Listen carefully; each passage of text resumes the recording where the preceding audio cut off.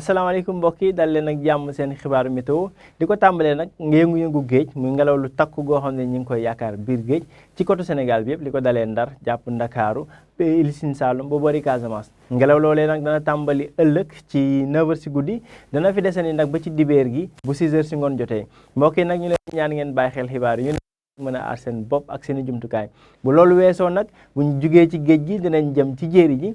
tàmbale ko ci suñu image satellite gis que ni niir yi nga xam ne ñu ngi ko doon seetlu ci Sénégal fan yi weesu yëpp dana fi desandi ay niir la yoo xam ne dafa ànd ak ndox nag ba mën naa indi ay wisisal li jëm ci côté Sénégal bi jëm boori bëj gànnaar buñ xoolee ci guddik tey gi lay jàpp ba ëllëg ci suba gis nañ que ni ngelawu bëj gànnaar la ñuy am ngelaw loolee nag moo fi desandil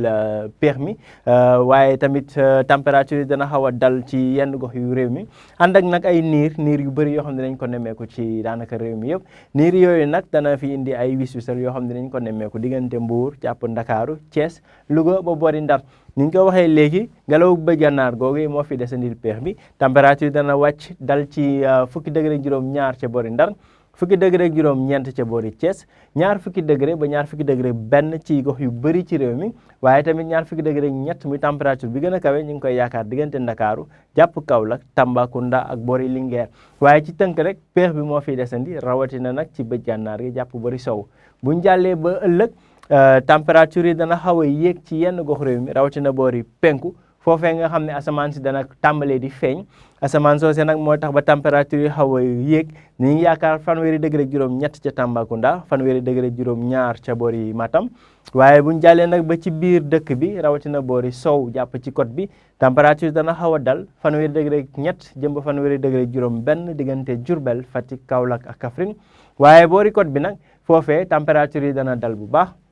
ñi ngi yaakaar ñaar fukki degré ak juróom-ñaar ca Ndakaaru ñaar fukki degré ak fanweeri degré ak benn ca Mbuur fanweeri degré ci boori Ndar bokk yi ci tënk rek asamaan soo xam ne la dana ami niir ci daanaka côté Sénégal bi ak boori bëj gànnaar gi foofee nga xam ne ñu ngi fay yaakaar ay wisisal ci guddik tey bi la jàpp nag ëllëg ci suba waaye tamit bëccëg gi dana xaw a tàng ci penku réew mi foofee nga xam ne jant bi dana fa tàmbalee di fës waaye nag ci sow dëkk bi foofee niir yi danañ fa bëri ba tax na température dana wéy di dal ñu ngi yaakaar sax ñaar fukki degré juróom-ñaar ca boori Ndakaaru mbokk yi nag li mu doon xibaar yi ñu koy ndar keppee nag ak yëngu-yëngu géej gi ñuy séntu muy ngelaw lu takk goo xam ne ñu ngi koy yaakaar ci côté Sénégal bi yëpp ëllëg nag ci 9h ci guddi dana fi des nag ba ci dibeer gi ci 6h si ngoon jotee mbokk yi ñi li ma doon xibaar yi ñu jox leen dig daje ba ëllëg ci yeneen xibaaru météo jërë ngeen jëf